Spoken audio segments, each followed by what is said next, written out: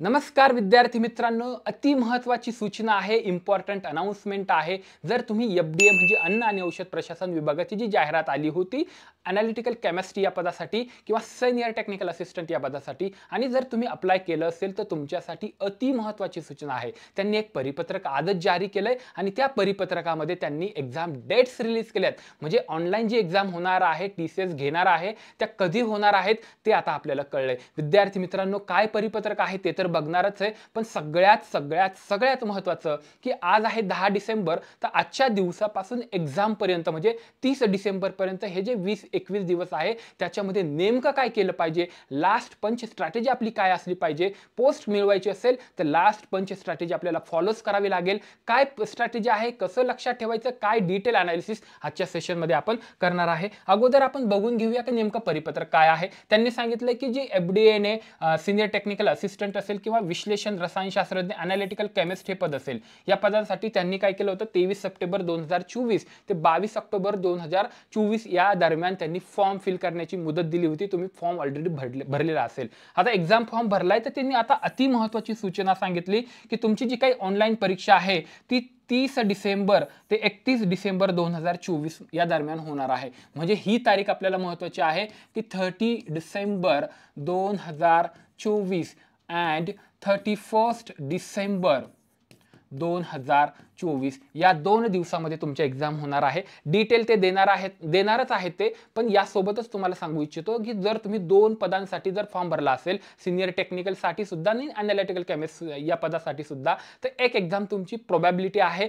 की एक 30 तारखेला येईल, एक 31 तारखेला येईल। त्यामुळे त्या पद्धतीचं प्लॅनिंग आपल्याला विद्यार्थी मित्रांनो करावं लागणार आहे। आता लास्ट पंच स्ट्रॅटेजी आपण फॉलो करणार आहे। ही जी स्ट्रॅटेजी आहे यामध्ये काय असतं ते डिटेल आपण बघणार आहे। तर म्हणजे आजपासूनच आपण आता फॉलो करायचं, कारण आता आपल्याकडे वेळ फार कमी आहे। चला बघूया की आजपासून एक्झामच्या दिवसापर्यंत 30 तारखेपर्यंत तुम्ही काय करायचं आहे। तर आपण एक फॉलो करणार आहे लास्ट पंच स्ट्रॅटेजी। याच्यामध्ये 3च गोष्टी आपल्याला कराव्या लागतात। सगळ्यात महत्त्वाचं म्हणजे काय, जर तुमचा काही सिलेबस बाकी राहिलेला असेल अभ्यास करायचा, तर तो आपल्याला आता कंप्लीटच करायचा आहे। सोबतच आपण काय करणार, दिवसभरातले साधारणतः 1.5 तास आपण जे काही आतापर्यंत शिकलोय त्याचीच रिव्हिजन आता आपण करणार आहे। नवीन त्याच्या रिगार्डिंग काहीच नाही वाचणार। उदाहरणार्थ, जर मी इनऑर्गॅनिक केमिस्ट्रीमध्ये पेरियोडिक टेबल शिकलेलो असेल, ज्याच्यातून शिकलोय, ज्या आपल्या जर समजा तुम्ही आपल्या बॅचला जॉईन असेल, जे तुम्हाला शिकवलं तेवढंच तुम्हाला करायचंय। नवीन मार्केटमध्ये जाऊन त्याच्या टॉपिकच्या रिगार्डिंग नवीन काहीच वाचायचं नाहीये। त्याला म्हणते रिव्हिजन करणे। जे काही व्हिजन केलं होतं, जे काही पाहिलं होतं त्याचा पुन्हा बघणे, याला आपण रिव्हिजन म्हणतो, बरोबर। मी पहिली लास्ट पंच स्ट्रॅटेजीमध्ये पहिलं सांगितलंय, तुमचा जर काही सिलेबस बाकी असेल तर तो आता पटकन कंप्लीट करा। सोबतच साधारणतः 1.5 तास तुम्हाला रिव्हिजन डेली करायची आहे। जे झालं आहे तेवढंच वाचायचंय, नवीन काही करायचं नाहीये। नवीन काय करतोय आपण, जे राहिलेला सिलेबस आहे तो आपल्याला कंप्लीट करावा लागेल, पण जे काही आपण शिकलोय त्याची फक्त रिव्हिजन करायची, त्याच्या रिगार्डिंग आता आपण नवीन काही नाही करणार। हे क्लिअर झाला मुद्दा तुमचा। बाकीच्या वेळेस काय करायचं, ज्याला आपण फारच म्हणजे एक असं आपण कन्सिडर करा विद्यार्थी मित्रांनो, स्पर्धा परीक्षेच्या क्षेत्रात असं म्हटलं जातं की जर तुम्हाला पोस्ट पाहिजे तर टेस्ट पाहिजे। टेस्ट दिल्याशिवाय पोस्ट भेटतच नाही, कारण ना आपण एक्झाम हॉलमध्ये जाऊन मग अनुभव घेण्यापेक्षा आधी तो अनुभव घेतला की एक्झाम हॉलमध्ये आपल्याला मग एकदम अडचण निर्माण होत नाही। विद्यार्थी मित्रांनो, याच्यासाठी हे 2 गोष्टी मस्ट आहेत। मस्ट आहे म्हणजे काय, कराव्याच लागणार आहेत। पहिलं म्हणजे आता बघा, ही जी काही एक्झाम आहे, तुम्ही जे काही रिव्हिजन करताय त्याचा काहीच मीनिंग नाही, कारण एक्झाम मध्ये काही ते थेरॉटिकल क्वेश्चन्स विचारत नाहीत। ते विचारणार आहेत एक एमसीक्यू, बरोबर, आणि त्याचे 4 पर्याय ते देणार आहेत। एक प्रश्न विचारतील, 4 पर्याय असतील, त्याच्यामध्येच उत्तर आहे। आपल्याला याची प्रॅक्टिस करावी लागेल। याला आपण एमसीक्यूज आणि पीवायक्यूज म्हणतो। म्हणजे टीसीएस ने आतापर्यंत जे काही एक्झाम घेतल्या त्याच्यामध्ये जे काही त्यांनी प्रश्न विचारले होते ते पीवायक्यूज, आणि प्रत्येक टॉपिकच्या रिगार्डिंग तुम्हाला अति महत्त्वाचे एमसीक्यूज यांची प्रॅक्टिस करणं गरजेचं आहे विद्यार्थी मित्रांनो। म्हणजे आपण भरपूर एमसीक्यूज प्रॅक्टिस करणार। डेली आपला 1.5 तास रिव्हिजनला जातोय, 1.5 तास आपण याच्यासाठी देणार आहे। म्हणजे 3 तास तर तुम्हाला इथंच लास्ट पंच स्ट्रॅटेजीला करायचे, आणि राहिलेले 1-1.5 तास तुम्हाला नवीन काहीतरी तुमचा सिलेबस जो बाकी आहे त्याच्यासाठी द्यायचा आहे। विद्यार्थी मित्रांनो, कळलं तुम्हाला याच्यासाठी काय करायचं? 1च मिनिट थांबा, सांगणार आहे। सोबतच विद्यार्थी मित्रांनो, तुम्हाला फुल लेंथ टेस्ट पण देणं गरजेचं आहे। फुल लेंथ टेस्ट म्हणजे काय, की जसा टीसीएसचं सॉफ्टवेअर आहे, जसा टीसीएसचा पॅटर्न आहे,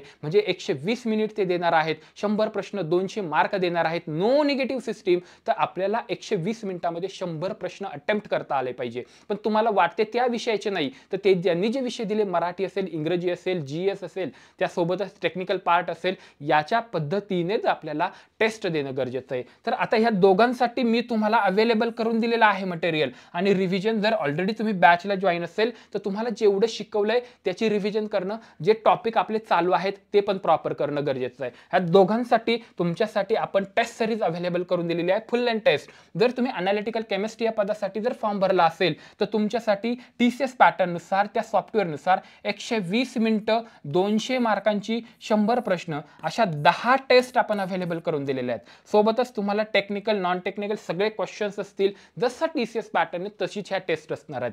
सोबतच तुम्हाला रँक कळते. रँक म्हणजे काय की पहिला विद्यार्थी कोण आहे, त्याचं नाव काय आहे, त्याला किती मार्क्स पडले, आपल्याला आधी कळलं पाहिजे ना आपला अभ्यास कुठं आहे तो. यासोबतच पहिले 10 विद्यार्थी पण तुम्हाला अनालिसिस करता येतं, तुम्ही कोणते उत्तर दिले, कोणती चुकले, त्याचा करेक्ट आन्सर काय, डिटेल अनालिसिस तुम्हाला भेटतं. आणि सगळ्यात महत्त्वाचं, नुसत्या टेक्निकल पार्टचे 1000 MCQs आणि PYQs तुम्हाला प्रॅक्टिसला दिलेत. मग तुम्ही म्हणाल नॉन टेक्निकलचे MCQs आणि PYQs काय, तर ते देखील तुम्हाला दिलेले आहेत. म्हणजे टेक्निकल आणि नॉन टेक्निकल साधारणतः दोन्ही मिळून तुम्हाला 2300 ते 2400 क्वेश्चन्स, PYQs आणि MCQs तुम्हाला प्रॅक्टिसला इथे दिलेले आहेत. सोबतच आहे senior technical assistant full length test जी आहे, त्याच्यामध्ये सेमच पॅटर्न असणार, 100 प्रश्न 200 मार्क 120 मिनिटांचे, technical non technical questions available करून दिले, रँक वगैरे सगळं सेम आहे. फक्त इथे काय केलेलं आहे, मात्र या पोस्टसाठी टेक्निकल जो पार्ट आहे यांच्यासाठी 1200 MCQs तुम्हाला प्रॅक्टिसला दिलेत. सोबत नॉन टेक्निकलचे सुद्धा काही MCQs, म्हणजे साधारणतः याच्यामध्ये 2400-2450 MCQs तुम्हाला प्रॅक्टिसला दिलेत. म्हणजे विद्यार्थी मित्रांनो, आता इथला तर प्रश्न मिटून टाकलेला आहे मी. MCQs PYQची प्रॅक्टिस करणं हा प्रश्न तुमचा मिटतोय, फुल लेंथ टेस्टचा प्रश्न मिटतोय. रिव्हिजनसाठी जर तुम्ही ऑलरेडी बॅच जॉईन केलेली असेल आपली, तर तुम्हाला जे काही शिकवलं ते प्रॉपर व्यवस्थित करून घ्या. जो काही सिलेबस आपला बाकी राहिलेला आहे थोडासा, तो देखील आपण एक 10-12 दिवसामध्ये कंप्लीट करणार आहोत. तो देखील तुमचा कंप्लीट होईल. पण रिव्हिजन करणं, टेस्ट देणं, फुल लेंथ टेस्ट म्हणजे मी सांगतोय 2 तासाची टेस्ट ती देणं, सोबत भरपूर MCQs टॉपिक वाईज करणं देखील गरजेचं आहे, मस्ट आहे. ही आहे लास्ट पंच स्ट्रॅटेजी. एवढं आपल्याला फॉलो करावंच लागतं. हे आमचे काही सोशल मीडिया प्लॅटफॉर्म्स आहेत, तुम्ही कनेक्ट असलं पाहिजे. सोबतच जर सेशन आवडलं असेल तर लाईक, शेअर, सबस्क्राईब नक्की करा. थँक्यू.